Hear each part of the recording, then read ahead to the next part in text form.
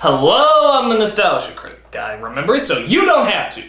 Happy Independence Day, everybody! Let's celebrate by reviewing Independence. God, I hate this movie. I hate it so much. And yet, I always find out that I'm part of a small minority on this. I mean, granted, it was a critical flop, and when this movie first came out, I was excited to see shit blow up. But after you get past the explosions, there is nothing creative or original about this movie. It's just human stereotypes trying to fight off alien stereotypes. Nothing more. But so many people keep telling me, oh, it's a popcorn movie, can't you just have fun? Well, let me tell you something. A water slide is fun. All the slipping and sliding, it's just great. But if someone took you off the water slide, shook you, gave you a noogie, and then spat in your face and put you back on the water slide, you'd be like, that wasn't fun, that was weird and annoying. And that's this movie. So, let's celebrate Independence Day with Independence Day. So we start off with a bright flash as we see something hovering over the moon. Boy, this is like the opening shot from that other sci-fi movie. What was it called again? Oh yeah, Suburban Commando. Another bright flash appears as we cut to the Extraterrestrial Intelligence Institute, who are just now noticing that the spaceship is approaching Earth. I guess it was just hiding behind the moon the whole time. Cut to another stinking flash as we're suddenly in Washington, where we see our president, played by Bill Pullman, Lone Star, who is not happy about slipping poles. That's the problem. They elected a warrior and they got a wimp. Oh, it's the Obama administration. But you know...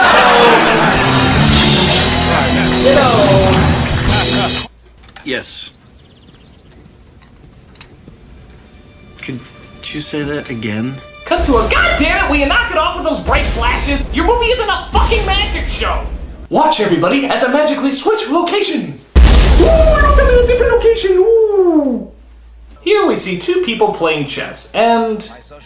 yeah, there's really no point in prolonging this anymore. Cast, step forward and state your stereotype. I'm Judge Hirsch, I'm the Jewish stereotype. I'm Robert Lagaya, I'm the gruff military stereotype. I'm Randy Quaid, and I'm the redneck stereotype. I'm Brent Spiner, and I'm the geeky stereotype. I'm that guy from Mrs. Doubtfire, and I'm the gay stereotype. I'm Harry Connick Jr., and I'm the annoying best friend stereotype. I am Jeff Goldblum, and I am in and of myself, a stereotype. So, with a cast like that, how can't an alien race be tempted to wipe out all that Earth has to offer, as they send out their giant mechanical sand dollars to cover the globe? I swear to God, if I see another flash, I'm gonna shove this movie up Roland Emmerich's dickhole. I don't want to add to a public hysteria that's going to cost lives. And what happens if they do become hostile? Okay, big cliche, come on, big cliche, come on! And God help us. Yeah! So we cut to Randy Quaid, who's a drunk redneck pilot who actually claims to have been abducted by aliens before. Russ, when they took you up in their spaceship, did they do any sexual things to you at all? You recollect? I don't need this. If I wanted to be laughed at, I'd go back to Hollywood. So the aliens arrive and place themselves conveniently over America's most famous monuments. But that doesn't stop our other main character, Will Smith, getting jiggy with it on his girlfriend, Vivica A. Fox. What you been doing out there? Shooting aliens. Oh, you shooting aliens, right? Oh, you think you tough, huh? Must resist Men in Black joke, must resist Men in Black joke! And I have to admit, this is the only character who doesn't suck. Not because of the writing or anything, but because it's fucking Will Smith. The king of cool, he can make anything sound awesome. He's like the most charming man alive. I don't even know what it is, there's just something about him.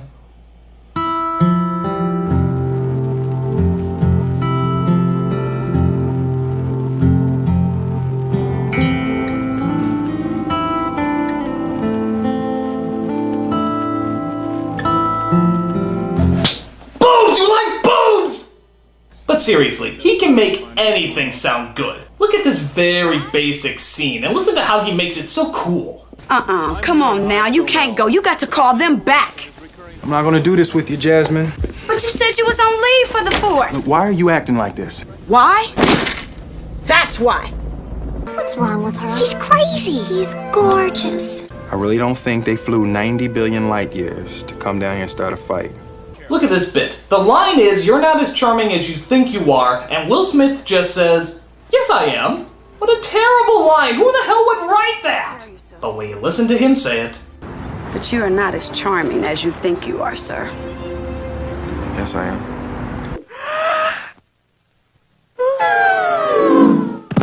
But more important things are going on, like how our government, with all their scientific technology, discovers that the alien ships are using our own satellites against us, sending out a signal that will eventually run out and probably mean an attack.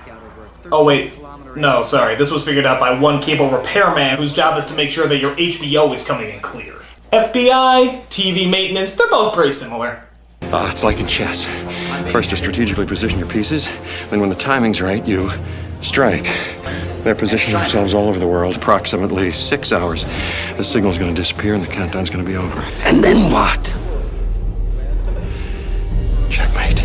Good lord, Jeff Goldblum can make just about anything overdramatic, can't he? Even in a scene that is overdramatic, he makes it even more overdramatic. How is it Jeff Goldblum can turn anything into a melodrama?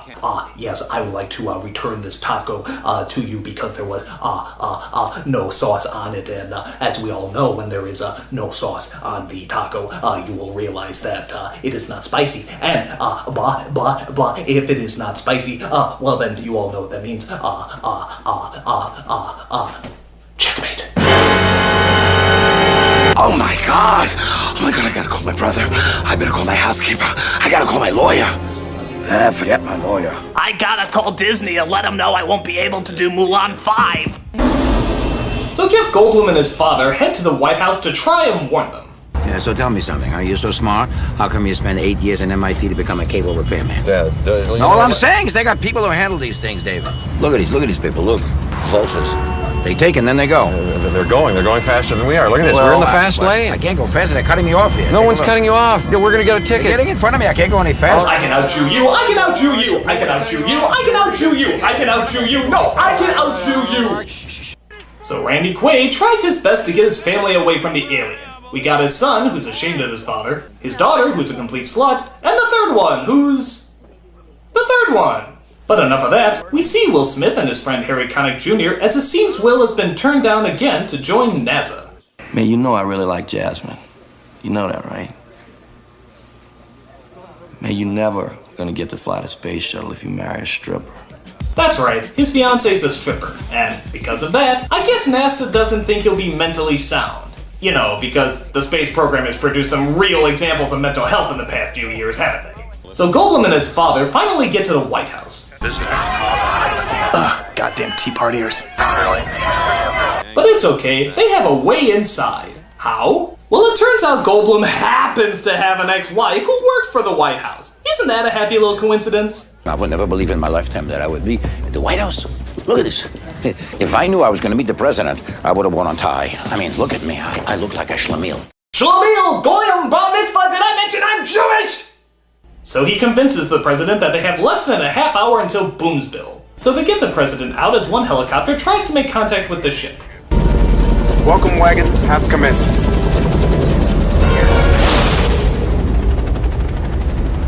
You may fire when ready.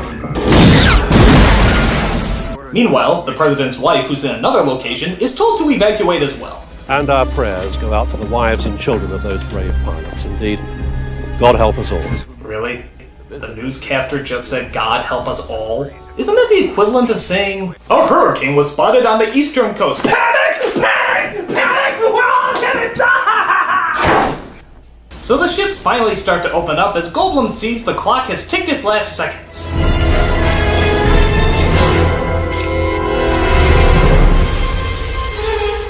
Time's up. Oh hey, push that button over there, would you? Yeah. So the Earth is on fire as Will Smith's fiance rushes for cover. Yeah, hide there. The explosion will never think to look for you there.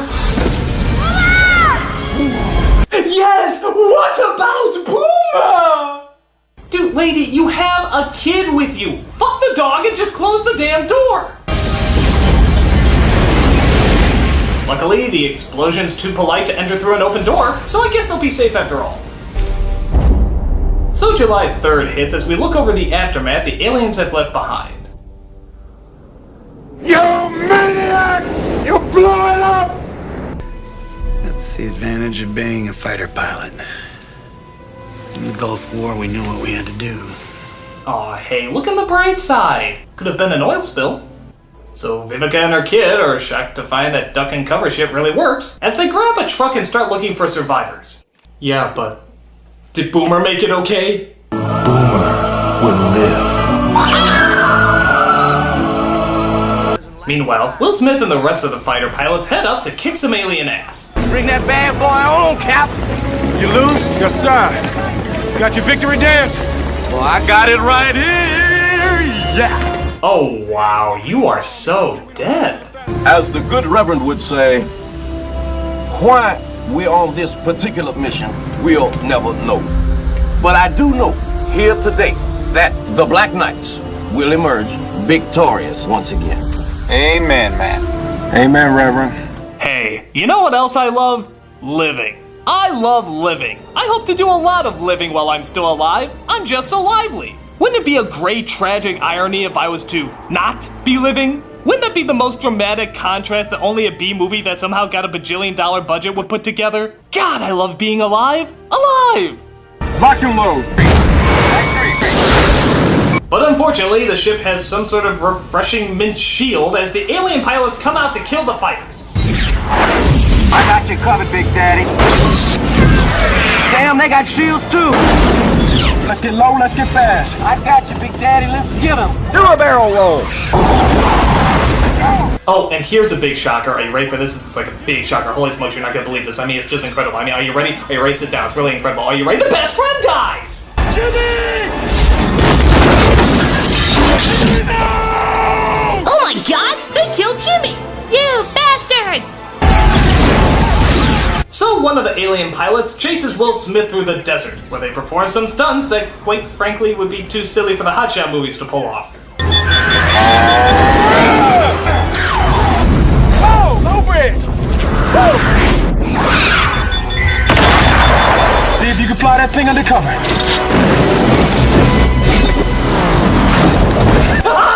A sheet! A sheet! All my advanced scientific technology and I'm defeated by a sheet!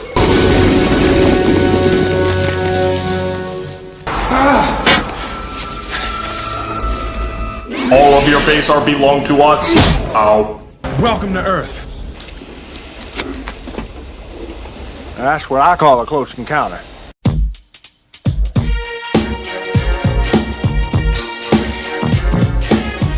But meanwhile, the president and his men try to figure out what they're going to do next. It was what, in the 50s or whatever, you had that spaceship. Oh god, you're not. Roswell, New Mexico, yeah. No, you had the spaceship and you had the bodies. You're not really going that direction, are you? Area 51, right? Area 51. Regardless of what you may have read in the tabloids, there have never been any spacecraft recovered by our government. Oh good, you know, for a second I really thought you'd be stupid enough to... That's not entirely accurate.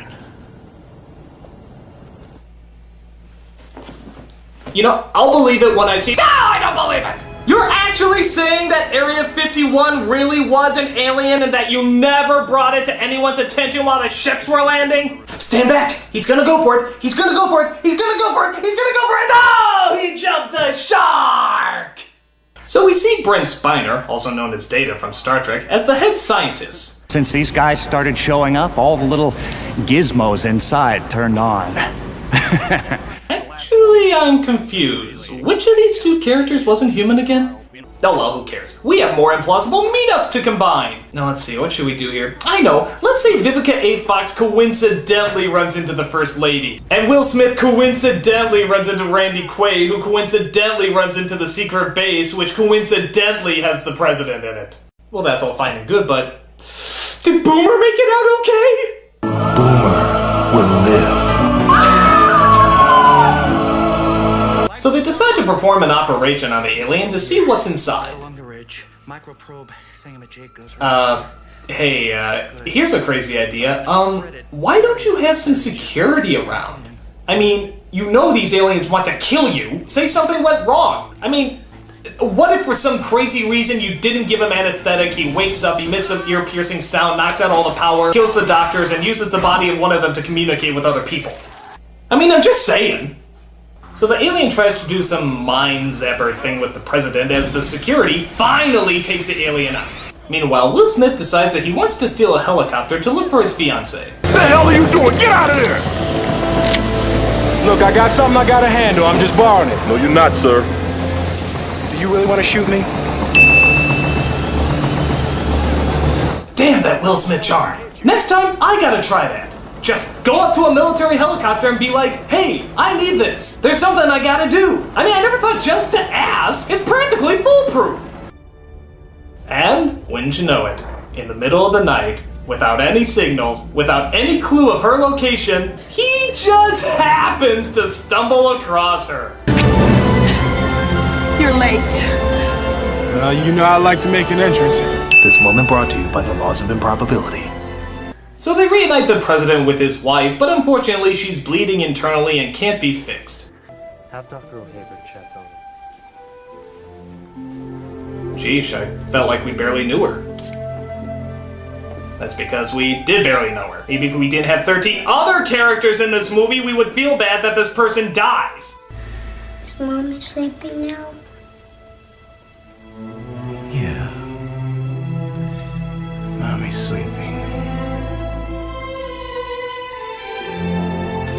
Oh no, this is giving me an emotion. Must not act. Must not act.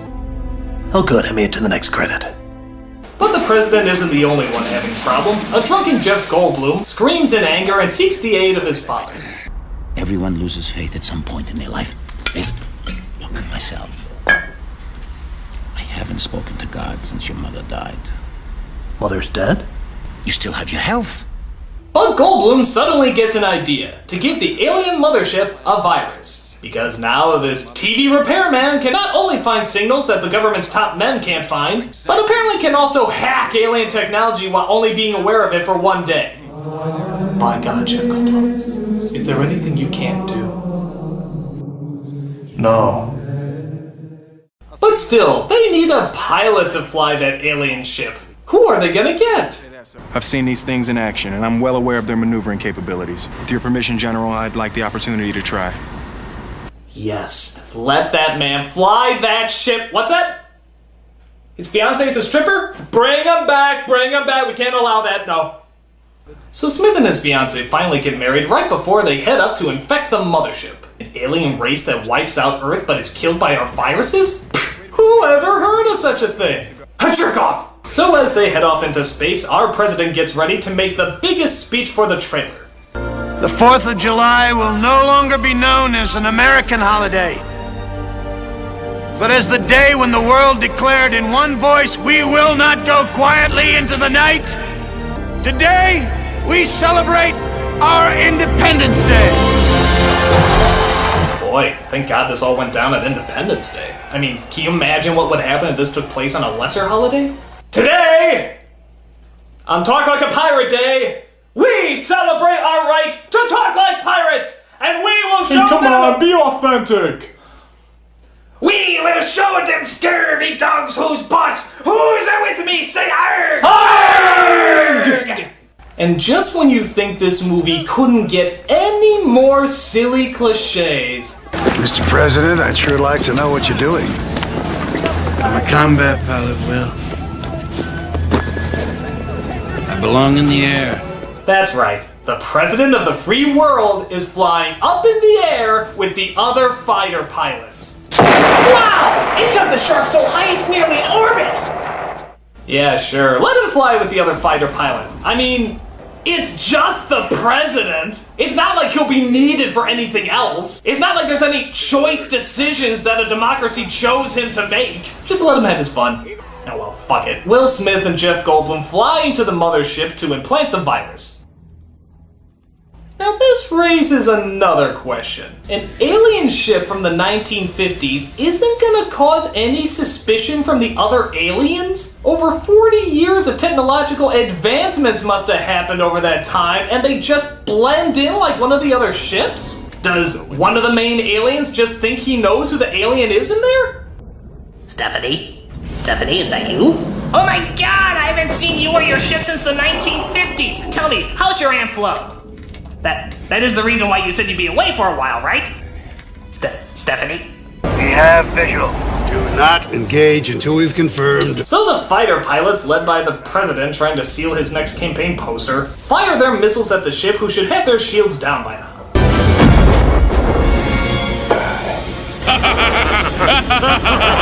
Hold on, Command. I want another shot at it. No.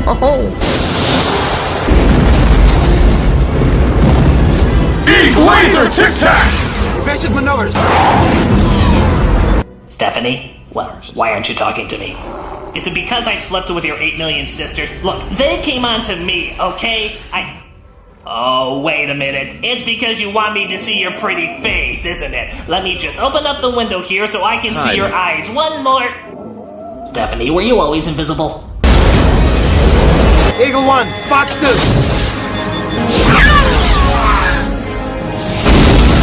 Aw, maybe you should have let a professional pilot fly. Doesn't anyone have any missiles left? Sorry I'm late, Mr. President!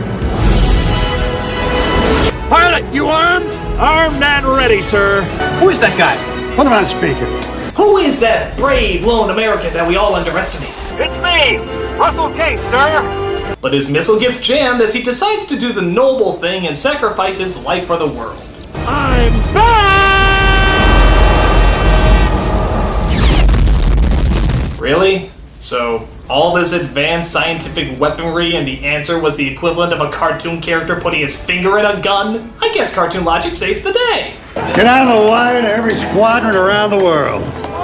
Tell them how to bring those sons of bitches down. Tell them to get all the drunk, suicidal redneck pilots they can find. Stephanie, you can't hide from our love. I really thought we had something there. I felt a connection. Something cosmic, if you will. Ready? Yes, sir. Hey. All right. Stephanie? Did you do something to your hair? Peace! Pluto's balls! We're loose. Can you get us out of here in 30 seconds? So they get themselves loose, they fly through the ship of dried up dog turds, and Goldblum delights in ripping off Jurassic Park. Must go faster. Must go faster.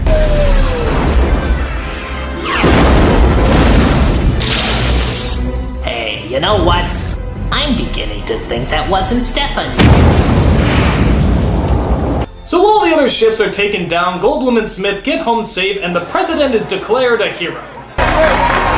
Daddy, did you save the day? Actually, no, a drunk redneck pilot did. Well, at least Mommy is still alive. Yeah, we'll have to have a talk later.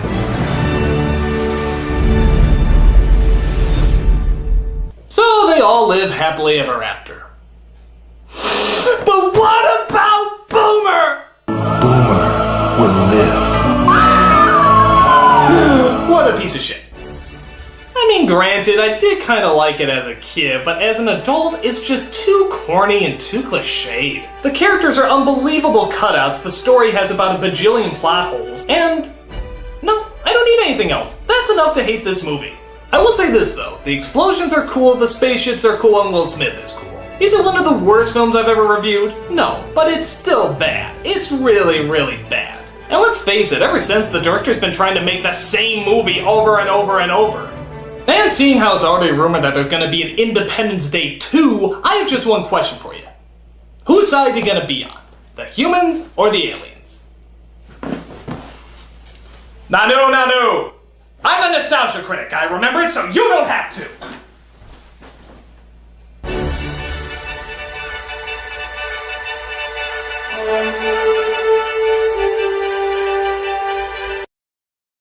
Checkmate.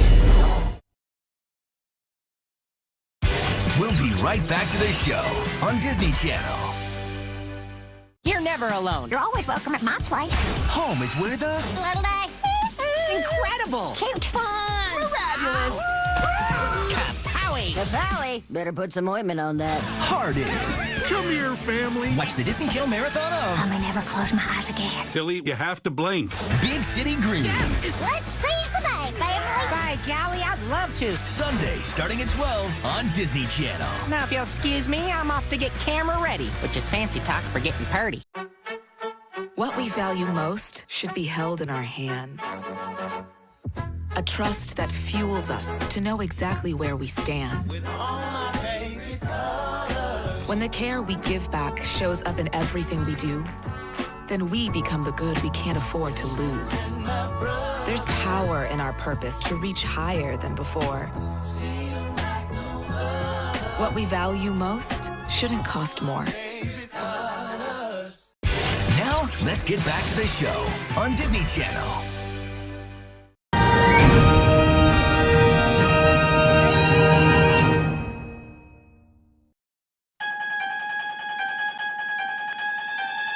Nostalgia Critic, critic of nostalgia, searching for a movie to tap into the inner frustrations every movie nerd has. Then, a viewing of a fascinatingly misdirected movie alters his chemistry. And now, whenever he hears any mention of the movie Hulk, a startling metamorphosis occurs. Malcolm, Tamara, do not show me that movie. You wouldn't like me when you show me that movie. I exploded.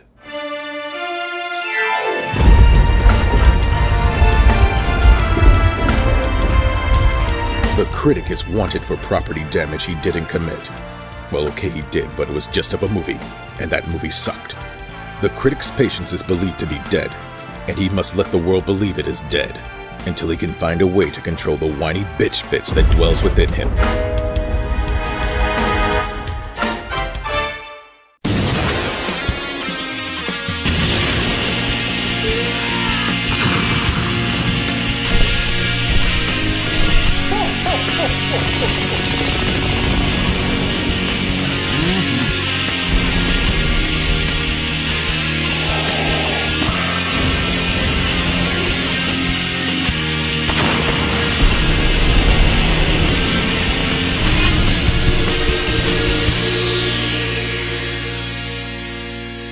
Hello, I'm the Nostalgia Critic guy. Remember it so you don't have to.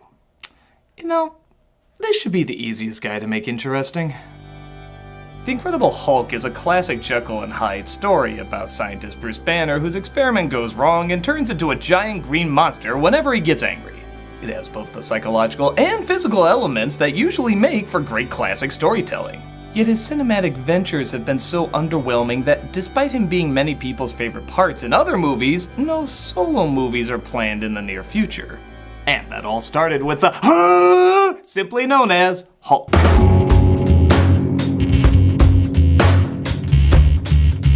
How can a story about a giant green monster be boring? That was the challenge presumably given to director Ang Lee. He just finished a winning streak with his martial arts opus Crouching Tiger, Hidden Dragon, winning over box office, critics, and too many awards to count. So producers immediately said, we want that for our action-packed Hulk movie. But what they were missing is that Ang Lee usually did social dramas. He did Crouching Tiger, Hidden Dragon because he always wanted to do a martial arts movie.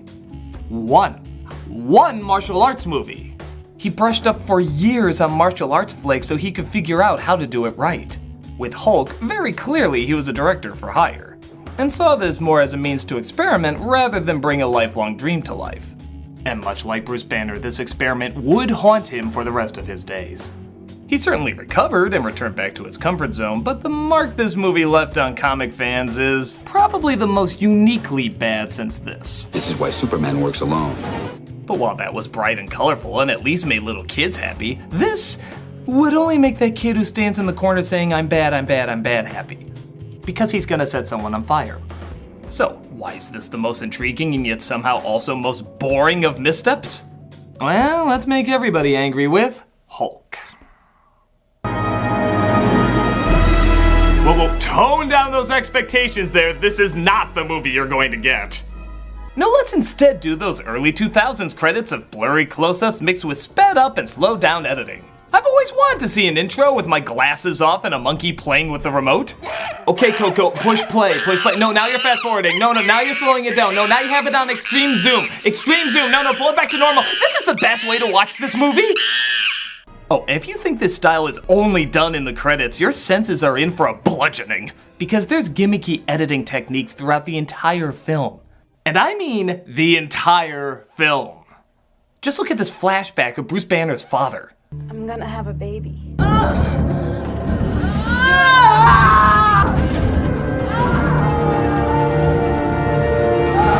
If you find this mildly annoying, then just add 2 hours of it and that M will quickly turn upside down. Like me, you might be wondering, what's the point of all these transition tricks? Trixitions, as I like to call them. My best guess is Ang Lee wanted to create the closest thing he could to a comic book, meaning the film literally has panels, speed lines, and elements of space and time overlapping each other. There's just one problem with that though. If you're adapting a book, would you constantly put words all over the goddamn place? This is way too friggin' literal! Gamma decontamination will occur in 30 minutes. Actually, I take it back. There's 2 problems with this technique. In a comic book, these are used to suck you more into the story. It leaps off the page and brings you into their reality. This is constantly taking you out of what's going on. You can't ever breathe in the world because the movie's too busy trying to physically show you the lines that they're supposed to be breathing in. Gamma decontamination will occur in 30 minutes. Actually, I take it back. There's 3 problems with this. I'm sorry to dwell on this so much, but this is literally throughout the whole goddamn film. It's best to tackle it in one. Other movies like Spider-Man and Sin City look like the comics they portray to create a stronger environment for their world. They're adventurous, they're action-packed, they're totally over the top. You know what this film mostly consists of? Are we passing inspection? Safety's all going green. That! A lot of sitting around and talking! So the style doesn't even match the tone. It's like they realize there's no friggin' excitement in this flick, so to remind you it's even supposed to be a comic book film, they're like, throw some Comic Sans in there, put that frame there, that frame over there, and make it look like the Brady Bunch. Comics! We get this! On second thought, maybe we don't. Where the hell was there a comic that had imagery like that? Maybe if I read it while doing this.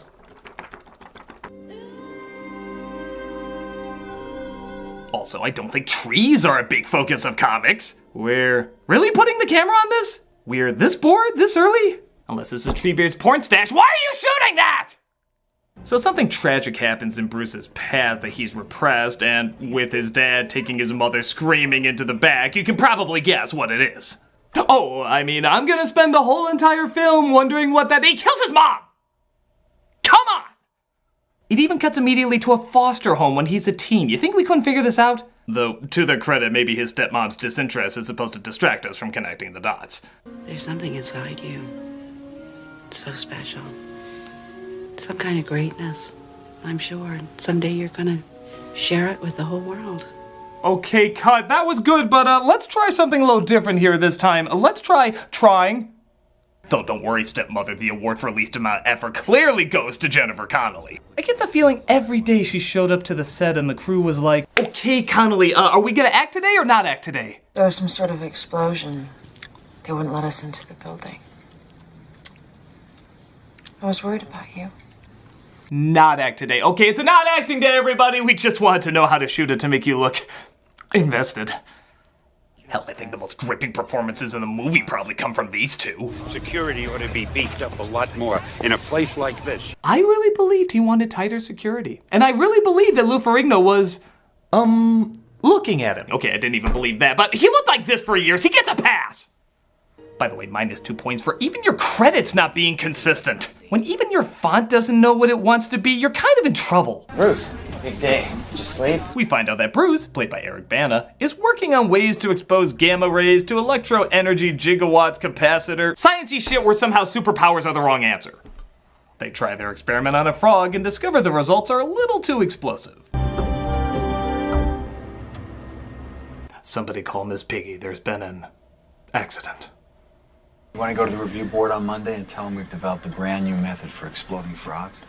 Yeah. I think maybe there's a market for it. Frogs start falling from the sky.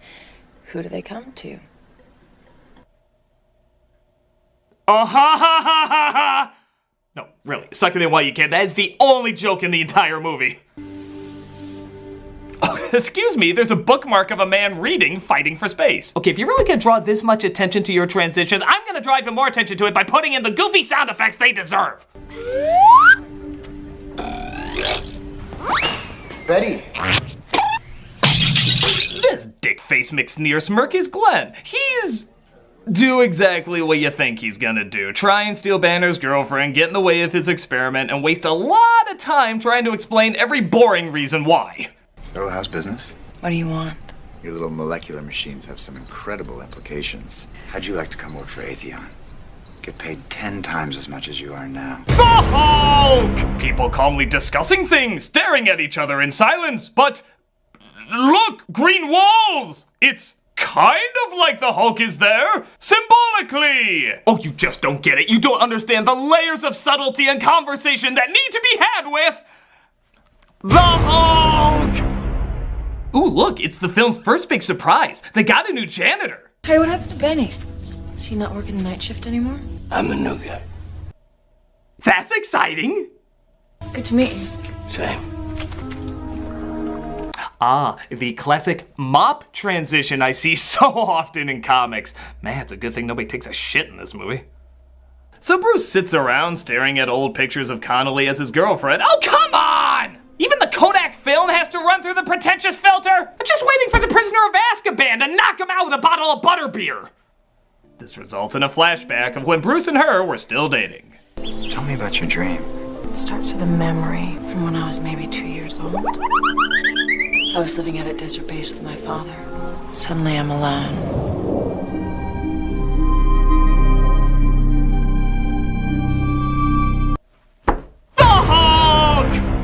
Talking about dreams! Reoccurring dreams! With your boyfriend being your father and trying to strangle you. What? That's terrible. You know it never hurt you. Okay, anyone that's new to the dating scene, I don't know what Ang Lee is trying to tell you, but if your date says they have a reoccurring dream about you as their father trying to kill them as a small child, out. Just get out. Don't even make up an excuse. Just flee. The only person you should flee faster from is Nick Nolte. Of course he's in this movie. You may not want to believe it, but I can see it. Nolte plays Banner's real dad. I'm not sure if he went crazy and then did the film, or if he did the film and then went crazy, but there's regret to be had all around. I guess he's supposed to be intimidating, but it doesn't really help when you're stalking a guy with 3 cuddly dogs by your side. No, seriously, this was supposed to be a threatening image. I'm sorry, the dogs goddamn ruin it. Banner is so intimidated by this that he actually closes the blinds. Why? Even the most paranoid person wouldn't muster a sweat from this. What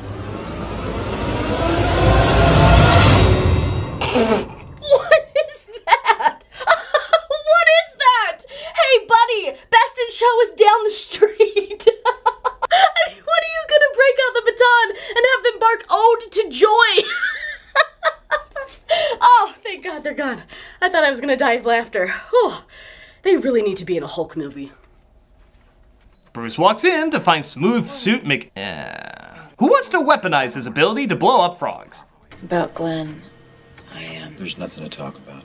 Oh, good. Then do something! Jesus, we're a half hour in and not only has no action happened, but think about it. What do we really know about Bruce Banner? He fondles babies in other people's dreams. Well, that's the most I'm getting out of it. Oh no, something's happening. Stop before it leads to the dangers of interest. Harper, get out! The experiment seems to go wonky and Bruce sacrifices himself to a Photoshop filter. No, really, it's this one. See? Finally leading to him transforming into a guy in a hospital bed. Oh my God! How's Harper? He's all right. The Hulk! How's Harper? He's all right. We're gonna sell so many toys. Your name is not Krensler. But hospital security is proving it's worth every penny as Nick Nolte and his presumably extended family sneak in to see Bruce. You've had a terrible accident. So perhaps you should leave now. We're gonna have to watch that temper of yours. Yes, Lord knows. This really seems like a guy who flies off the handle. I'll be fine. Whoa, hey, watch it. That faint whisper almost turned into a dull roar. Connolly agrees to meet with her father, played by Sam Elliott. Whoa, a car! Sorry, this movie's so dull I confused that for an action sequence. Who is also interested in their scientific discoveries. Look, I'm gonna get right to it. This Crinsbury you work with, you know who he really is? How much do you actually know about him? You ever notice how Sam Elliott talks like he has one last bite of steak in his mouth? Well, right now I'm at liberty to look. I'm gonna chew. Notice some Chew things. and swallow. Chew and inquiries. swallow. It's rude to act with your mouth full. Don't make Marvel waste you in another movie. Maybe this time you just honestly wanted to see me again. I do want to see you. I really wish that I could believe you.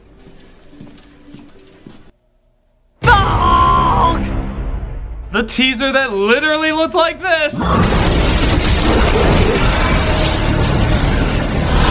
was literally representing this.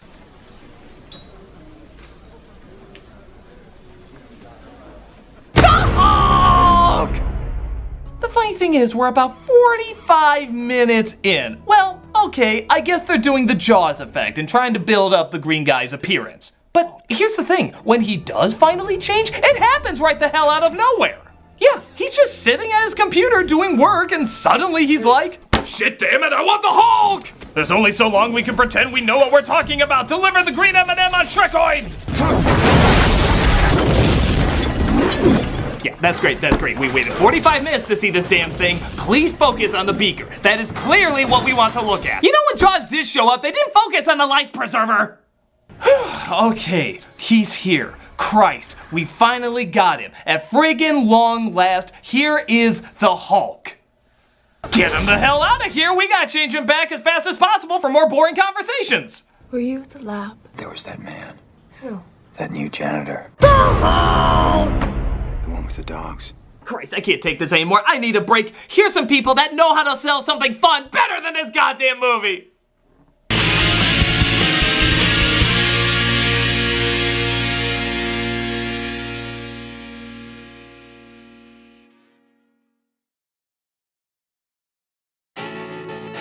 Hey kids, you want something smashing? Yeah! Well, crash your way to excitement with the Hulk.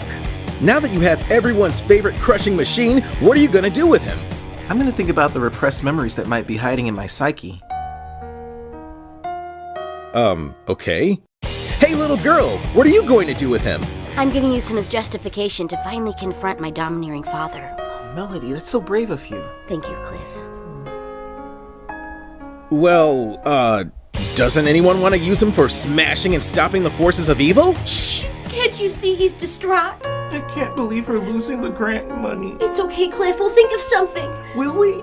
Or will we be lost to the visual representation of our own subconscious? Oh, Cliff. Melody.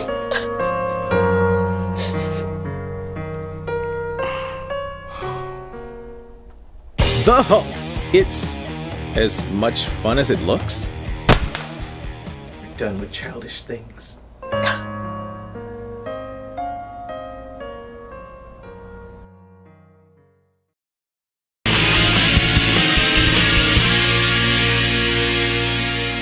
So as mentioned before, Connolly visits to explain what happened. What happened to you last night? It was like being born. It was like boom. Reacting by not reacting. Done. But it looks like Elliot thinks Bruce might be behind the lab being destroyed. We have no idea what your father is saying, ma'am. Can you help us? Mitchell, escort my daughter outside. I'll join her shortly. Chew and swallow. And that's for the new guy in the night shift. Connolly goes to Nick Nolte's house, filmed presumably on location at Nick Nolte's house, as she discovers he's Bruce's father and they have a competition for who can speak the softest. Cure him. Change him. He seems to think he's involved in some kind of threat to national security. My son is unique. He was born without a personality. Actually, that's not very unique in this movie. And a very beautiful woman like you, your attentions can't be completely unwanted. You make the fleas in my beard go crazy. Besides, he's made it clear he wants nothing to do with me. Yeah, I can clearly see that you took my scarf, as displayed by this shot of me clearly seeing you taking my scarf. I have some work to do. I'm not asking for it back, director? I mean, you focused on it. You actually showed a scene of me seeing him take it. I'm not retrieving what was touched by Nick Nolte's dirty, disease-filled hands. You know what? He can keep it. He uses the scarf to give her scent to the Beast from Sandlot. As cops surround Banner's house, keeping him under house arrest. Asshole, I want to talk to you. Doing a bang-up job, as you can see. Oh no, the cops should call the cops! Talbot, yeah? You're making me angry. How dare you make me feel an emotion in this film?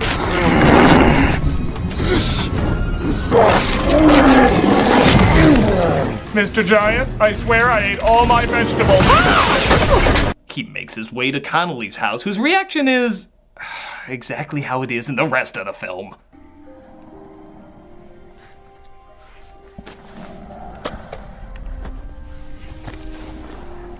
Cut! Okay, Connolly, let's try something a little different here. Act!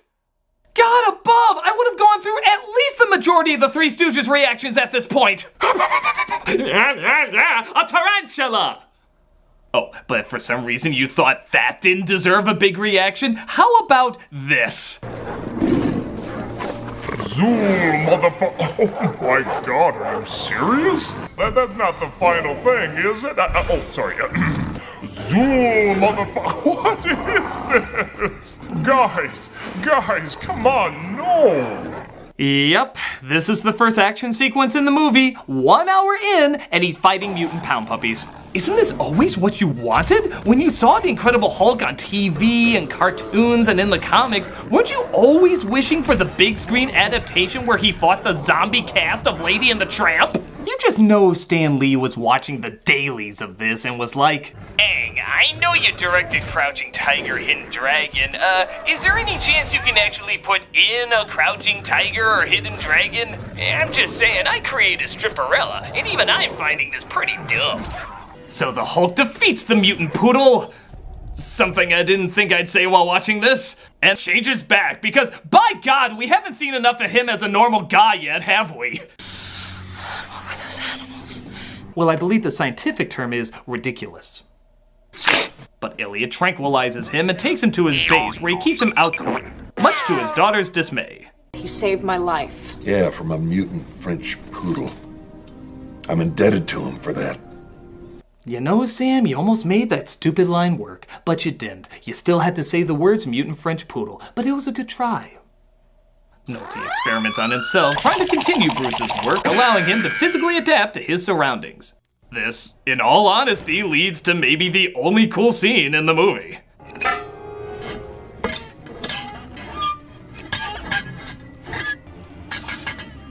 God damn it, why'd that cool hand have to be attached to Nick Nolte? And why'd that Nick Nolte have to be attached to this film? Don't worry though, they give you more of exactly what you came here for, friggin' talking. Only this time, there's an army to stop any exciting developments, so there's no fear of that pesky joy. Hell, I think even the soldiers would be shouting at them to get some action about now. It's hard to believe we used to live here. I must have seen you, or known you. If only I could remember. Oh my god, make him angry! Tell him the movie's gonna bomb! Tell him he's gonna be replaced by 2 actors! 2! This is my old house, isn't it? You know, you see that unused playground equipment that's supposed to be fun for kids, but is in the middle of an empty, lifeless wasteland? I can't help but wonder if that's Ang Lee's symbolic cry for help.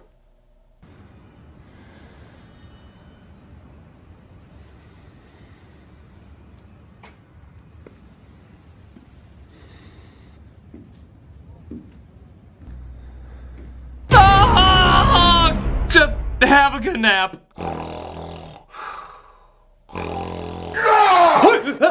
How dare you wake me up! I was having the most wonderful dream where I wasn't watching you!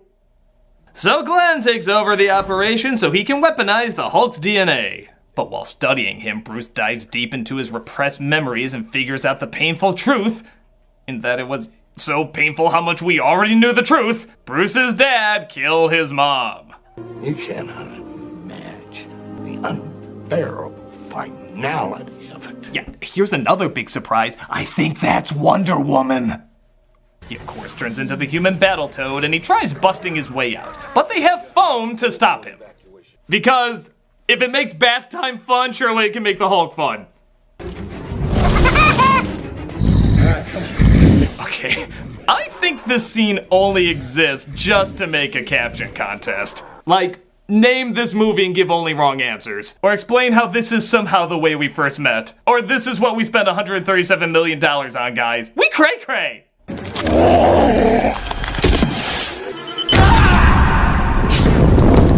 Wow, even by this movie's standards, that was a new level of what? Coming summer 1977, a spin-off of Charlie's Angels entitled Guy Flying Over Fireball Looking Like a Twat.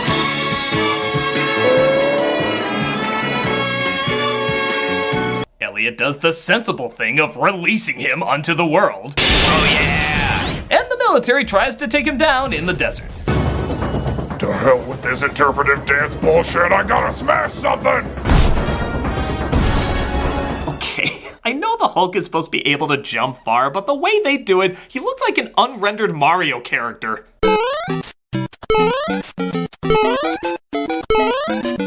And we finally get a little bit of Hulk actually fighting someone.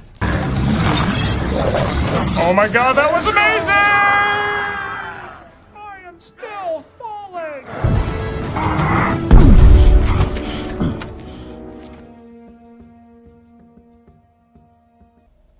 We're just gonna hold on this shot until you realize that looks like a penis. Got it? Good. Back to the action. Come back or we won't give you a pointless romance with Black Widow. Okay, fine, you get a subtext romance with Thor.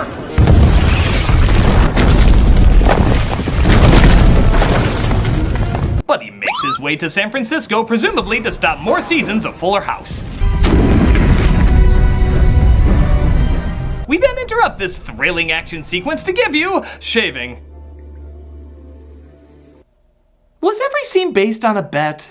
Hey, I bet you can't do a Hulk movie where he fights a poodle. Hey, I bet you can't do a Hulk movie where he's stopped by bath products. Hey, I bet you can't do a Hulk movie where he shaves in the middle of a fight sequence. Whoa, hang, I meant just try one of those bets in the movie. I didn't know you do all three. Oh my god, there should be a diffuse manual for the bomb you're making. He of course keeps going and makes it to the city. All right, now it's time to do some real damage. Go Rampage before Rampage mucks it up. Or, in keeping on track, stop before you get to the actual cool stuff. That works. Not at all.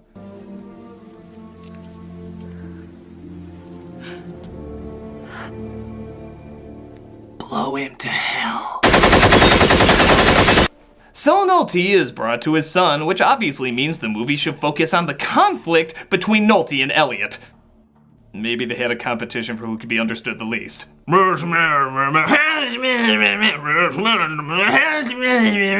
He's brought in to apparently take part in the stage play version of the film. Bruce, what's your favorite word? Sour face. Brown hair. Brown eyes. But hey, let's have this 2 hours of suck go out on a high note. As Nolte gives his best impression of Yosemite Sam swallowing a duck. Infected humanity's soul of the kind that walked the earth disappear to me. Men out there in their uniforms. I Hulk your milkshake. Think of all the harm they've done. Yeah. Wow. I don't think he could chew more scenery than if he literally picked up the set and started biting into it. Whoa, I was just kidding! Somebody should actually stop him before he eats himself.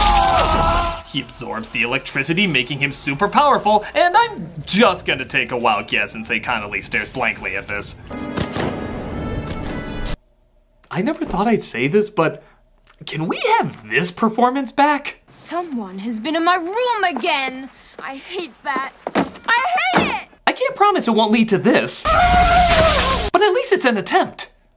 Banner turns into the Hulk and Nolte flies them away, absorbing whatever he touches. It's the ultimate battle between father and son, even though there's surprisingly been very little time dedicated to them interacting as father and son. So much has not been building up to this. Hey, we may be bad, but we're not Fan 4 Stick yet. Oh my god, it's the audience patience is about to blow! But the army nukes them and they're both presumed dead. Connolly cares so little that she's lost her true love that she actually consoles her father rather than her father consoling her. When will I be more considerate about how my lack of feelings affects your feelings? But of course they can't shake this feeling that Banner is still alive. Look, if by some chance he did survive, try to contact you. Try to get in touch. I know he's still out there. The Bruce, taking it easy for us sinners. Yeah, it looks like he is still out there using his research to help others until somebody tries to stop him.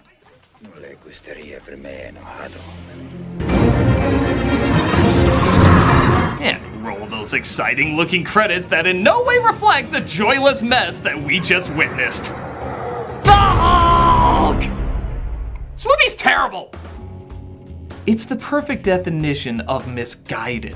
It has some neat ideas, neat visuals, and I'll even argue that one or two of those transitions could be very effective, clever, and even beautiful at times. But there's just no thrill or investment. Banner is not made an interesting character. He's forgettable and bland, just like the rest of the characters. And when you can't find them interesting, you can't find the film interesting. Plain and simple. I'm the Nostalgia Critic, and I need to journey to find better movies to watch.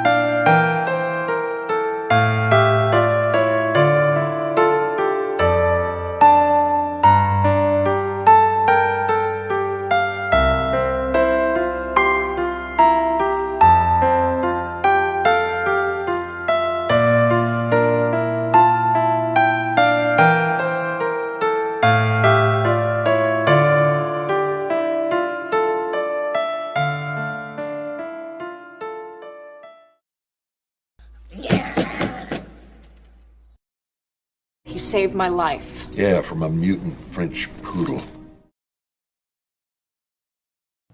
Hey, Doug Walker here doing the charity shout-out, and this week I'm doing a fan request. This is for the Rainforest Foundation. The Rainforest Foundation was founded on a new idea. What if the indigenous people of the rainforest had the legal right to protect the forest we all depend on? For a long time, environmental organizations didn't focus on human rights. In fact, people were usually seen as part of the problem. But this foundation listened to the indigenous communities living deep in the Brazilian Amazon and decided to put their might behind fighting to protect their rainforest lands just as they always had.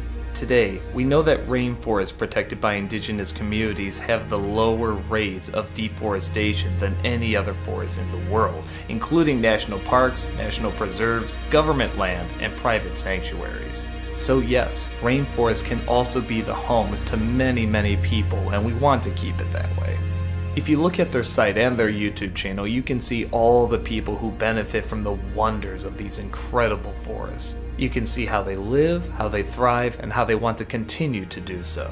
Help protect these people and their homes. Click on the link and see how you can be a big part of the solution.